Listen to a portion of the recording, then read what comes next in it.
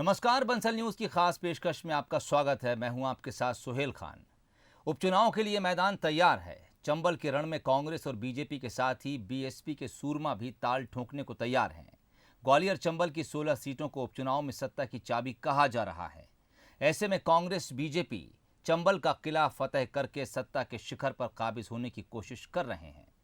चंबल की चुनावी सियासत से जुड़ी कुछ बड़ी खबरें लेकर हम हाजिर हैं। हमारी खास पेशकश चंबल की चुनौती में।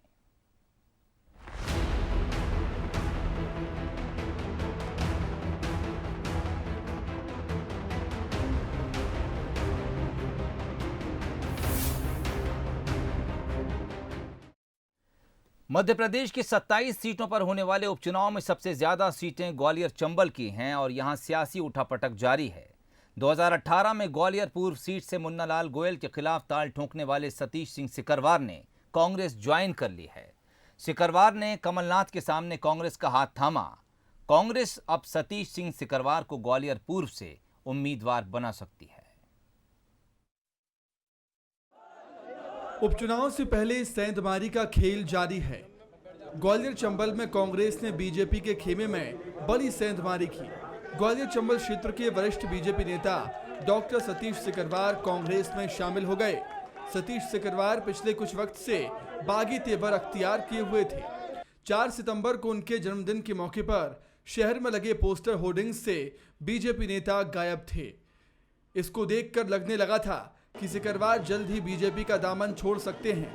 मंगलवार को सिकरवार ने सैकड़ों कार्यकर्ताओं के साथ कांग्रेस की सदस्यता ली। पीसीसी चीफ कमलनाथ ने ये सदस्यता दिलाई। इस मौके पर सिकरवार ने कहा कि बगैर किसी लाभ के वो कांग्रेस में शामिल हुए हैं। वहीं कमलनाथ ने कहा कि सिकरवार ने सच्चाई का साथ देने का फैसला किया है। इस बात की उन्हें खुशी है।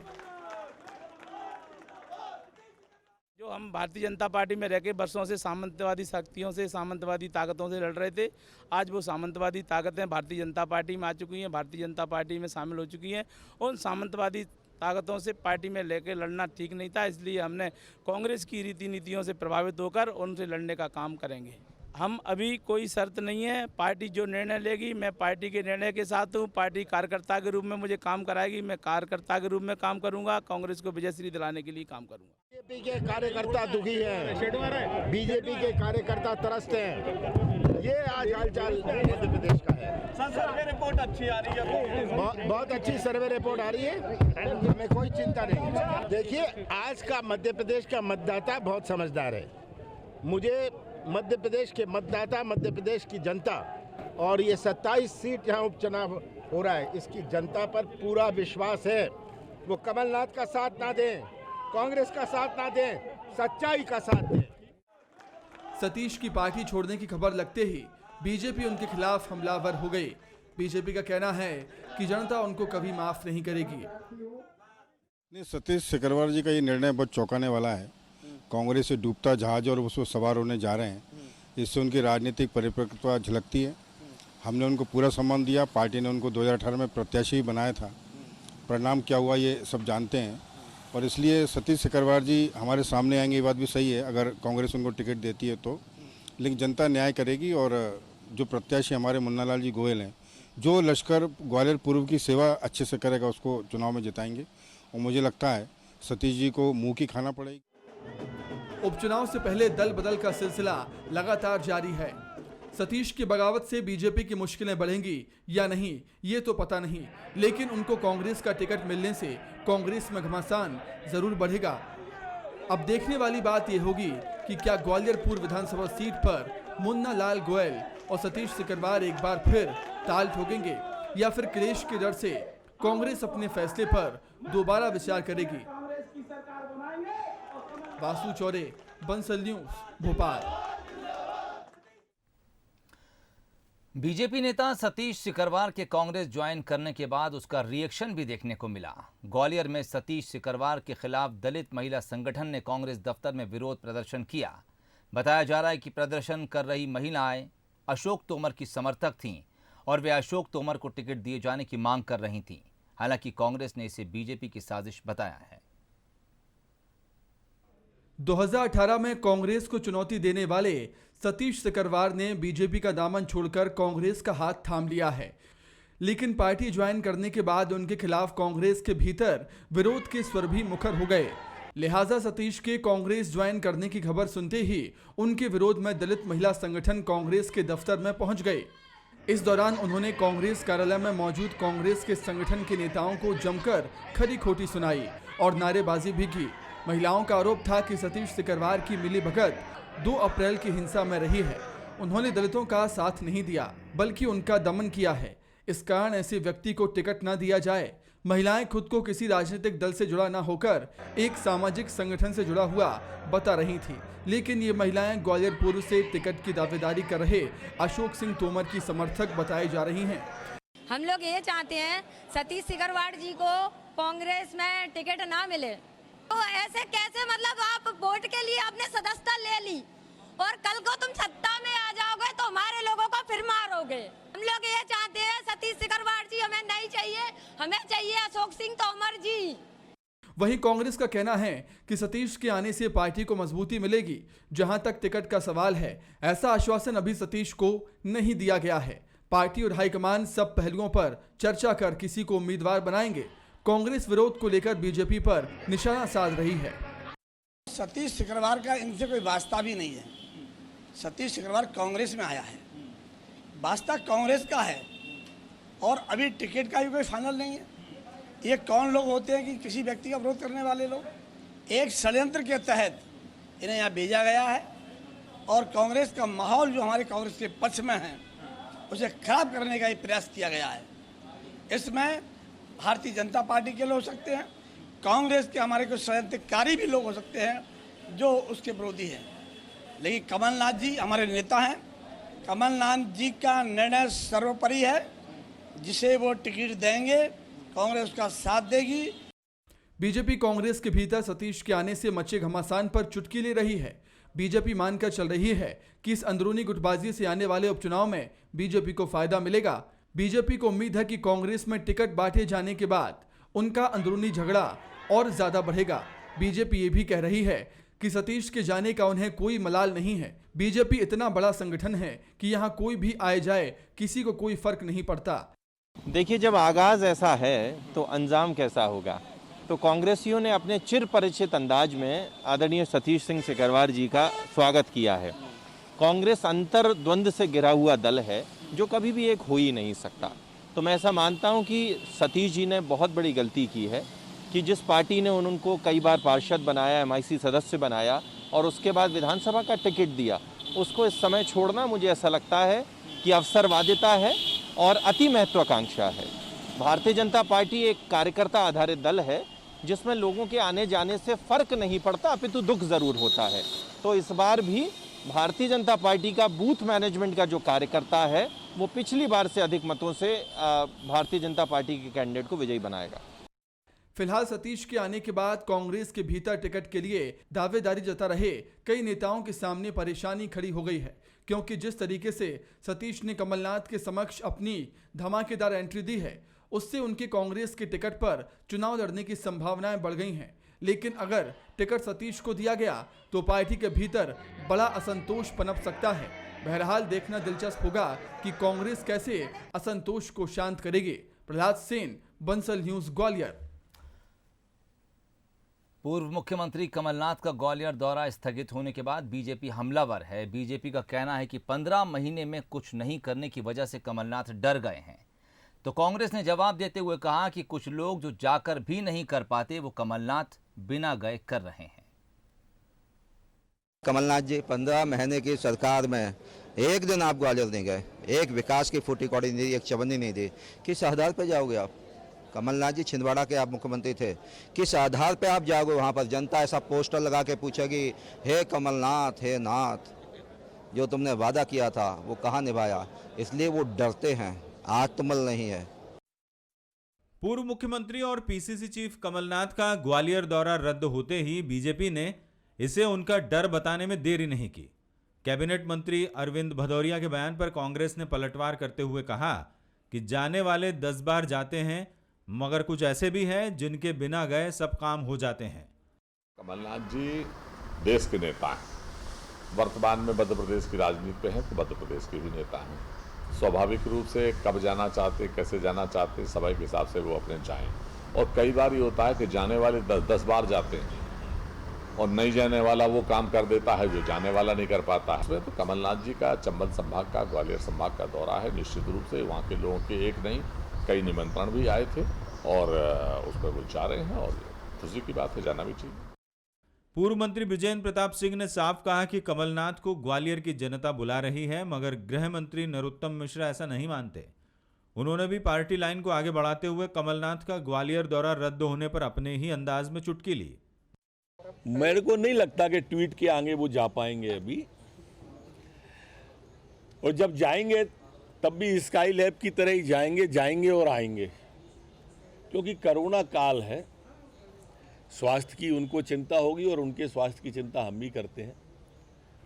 वो स्वस्थ हों, दीर्घायु हों और थोड़ी सावधानी बरतें कोरोना से।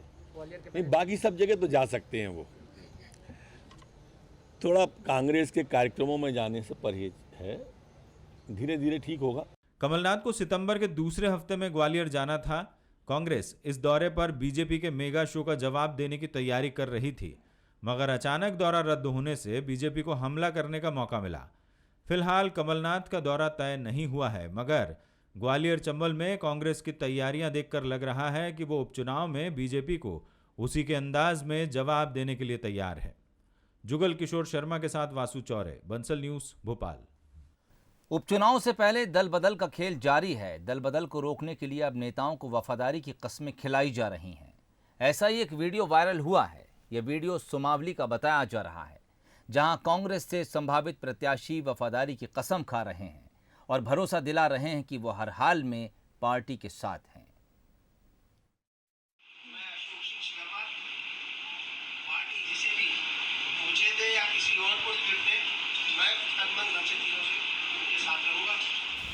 एक एक कर वफादारी की कसम खा रहे ये कांग्रेसी नेता सुमावली सीट से टिकट के दावेदार हैं।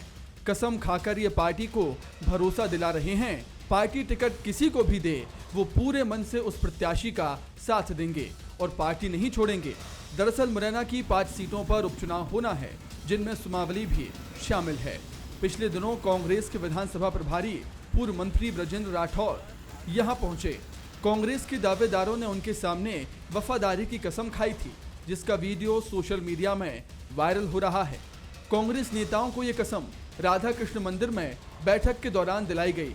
इसके पीछे का मकसद भी साफ है, सुमावली से किसी एक को ही टिकट मिलेगा। ऐसे में दावेदारी कर रहे बाकी नेताओं को दल बदल से रोका जा सके।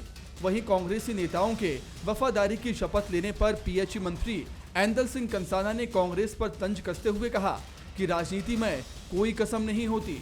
उन्होंने दावा किया है कि उपचुनाव में जिले की 5 सीटें बीजेपी जीतेगी और कांग्रेस का नामो निशान नहीं बचेगा। इसमें कसम की क्या बात है? राजनीति में कसम होती है कि कहीं है? और अच्छी बात है ना, कसम खाए आए, काय की कसम खा रहे हैं? 15 महीने की कसम खाएगी जनता। 15 महीने में क्या कोगत करेंगे सुमावली क्षेत्र की?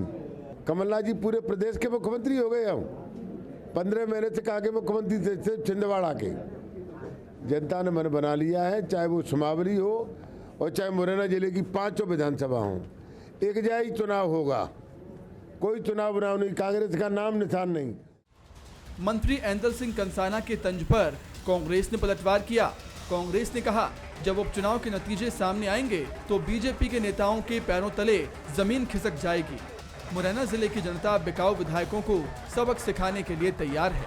कांग्रेस को उम्मीद है कि आने वाले उपचुनाव में पार्टी 2018 के नतीजे दोहराएगी और मुरैना जिले की 5 सीटों पर जीत हासिल करेगी। जिस प्रकार से मुरैना की और चंबल की जनता के साथ धोखा किया गया है, उनको निश्चित तौर पर 5 को सबक सिखाना है। जनता ने यह ठाना है और कांग्रेस के 2018 की तरह उपचुनाव में 2020 में कांग्रेस पार्टी चुनाव सारी के सारे 5 सीट जीतने जा रही है। ये भ्रम है माननीय ऐंदल सिंह कंसाना जी का। जब रिजल्ट आएगा तब उनको लगेगा। उपचुनाव से पहले दल बदल का खेल जारी है। जानकारों की माने तो सांसद ज्योतिरादित्य सिंधिया के बीजेपी में शामिल होने के बाद ग्वालियर चंबल में कांग्रेस कमजोर पड़ गई है। 27 सीटों पर होने वाले उपचुनाव में सबसे ज्यादा सीटें भी ग्वालियर चंबल में ही हैं। ऐसे में कांग्रेस दावेदारों को वफादारी की कसम खिलाकर ये पुख्ता करना चाह रही है कि टिकट नहीं मिलने के बाद भी उनके नेता पार्टी छोड़कर ना जाएं और हर हाल में उनके साथ खड़े रहें। बहरहाल देखना दिलचस्प होगा कि कांग्रेस में टिकट बंटवारे के बाद वफादारी की कसम टूटेगी या नहीं। उमेश पाराशर, बंसल न्यूज, मुरैना। और अब बात करेंगे करेरा विधानसभा की, जहां सड़क, बिजली, पानी का मुद्दा तो है ही, अब रोजगार का मुद्दा भी गरमाने लगा है।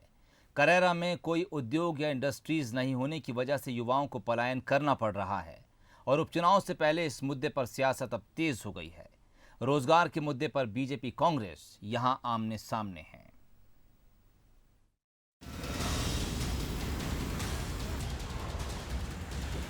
करेरा उपचुनाव में रोजगार मुद्दा बनता दिख रहा है। प्रदेश में बीजेपी और कांग्रेस दोनों ही दलों की सरकार रही है, लेकिन मूंगफली के हब के रूप में पहचान रखने वाले करेरा में कोई उद्योग या इंडस्ट्रीज आज तक नहीं लग सकी। लोगों को रोजगार और काम की तलाश में पलायन करना पड़ता है।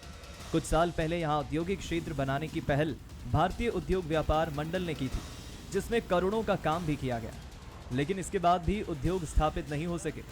यहाँ के व्यापारी भी मानते हैं कि क्षेत्र मूंगफली के लिए प्रसिद्ध है और इससे संबंधित उद्योग काफी पहले ही लग जाने चाहिए थे।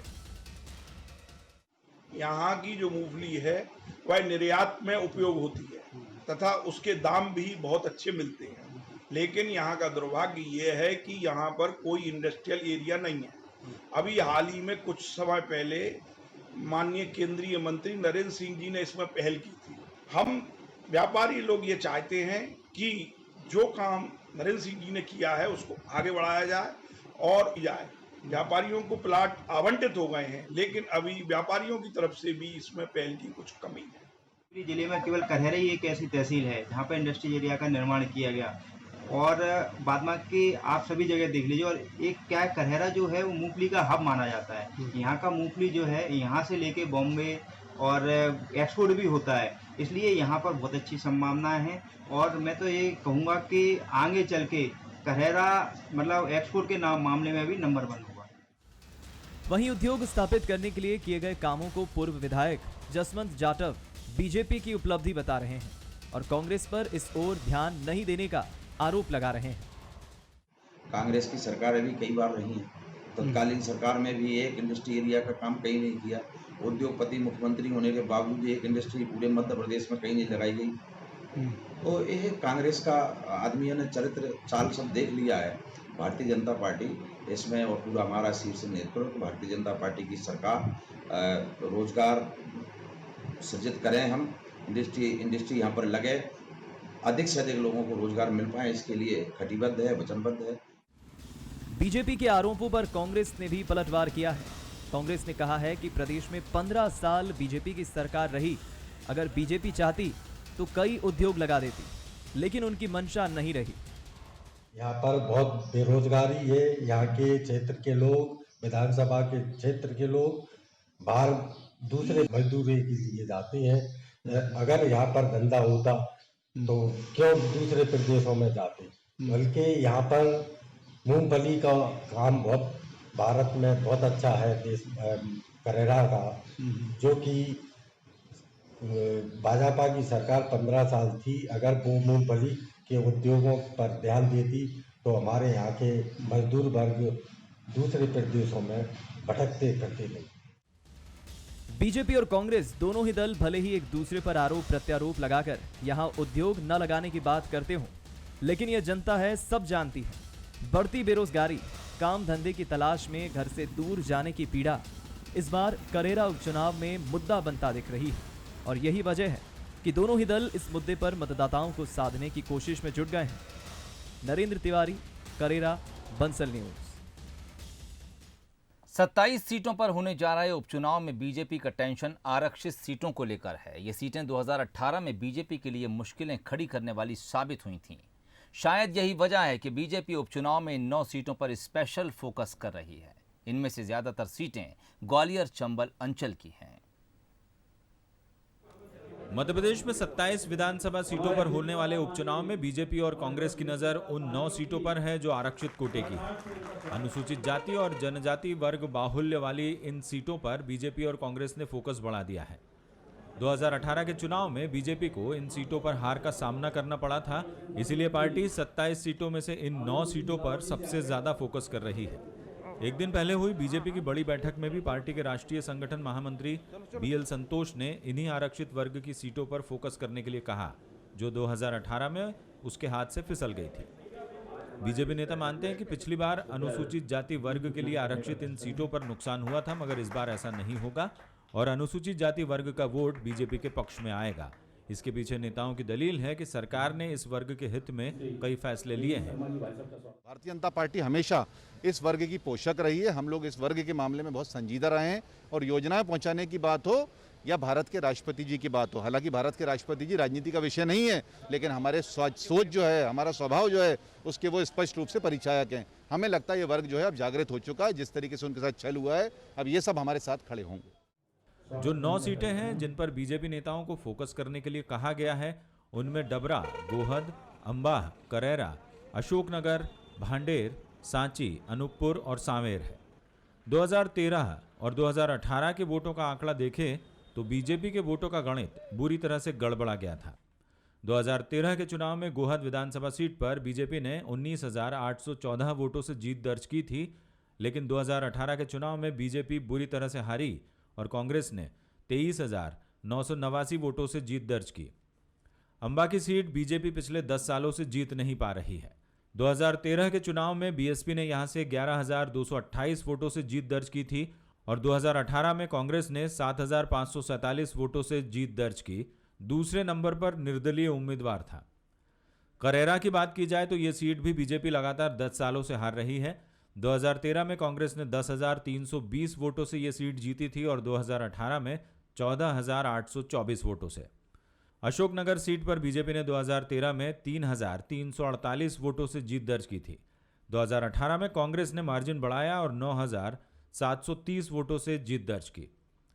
भांडेर सीट पर बीजेपी ने 2013 में 7,651 वोटों से जीत दर्ज की थी। बीजेपी ने टिकट भी बदला, बावजूद इसके बीजेपी की बुरी हार हुई और कांग्रेस ने 2018 में 39,896 वोटों से जीत दर्ज की। सांची में जरूर बीजेपी की हालत ठीक कही जा सकती है। 2013 में बीजेपी ने 20,936 वोटों से ये सीट जीती थी और 2018 में कांग्रेस ने 10,813 वोटों से जीत दर्ज की। अनूपपुर, जो कि अनुसूचित जनजाति के लिए आरक्षित है, वहां 2013 और 2018 में कांटे का ही मुकाबला रहा। 2013 में बीजेपी ने 11,745 वोटों से जीत दर्ज की, वहीं 2018 में कांग्रेस ने 11,561 वोटों से जीत दर्ज की। सांवेर सीट पर बीजेपी ने 2013 में 17,583 वोटों से जीत दर्ज की थी, मगर 2018 में कांग्रेस ने 2,945 वोटों से जीत दर्ज की, यानी मुकाबला कांटे का था। डबरा सीट पर बीजेपी 10 सालों से कब्जा नहीं कर पाई है। 2013 में कांग्रेस ने 33,278 वोटों से जीत दर्ज की थी, तो 2018 में कांग्रेस ने जीत का मार्जिन बढ़ाया और 57,446 वोट हासिल किए। ऐसे में बीजेपी को नुकसान ही उठाना पड़ा है।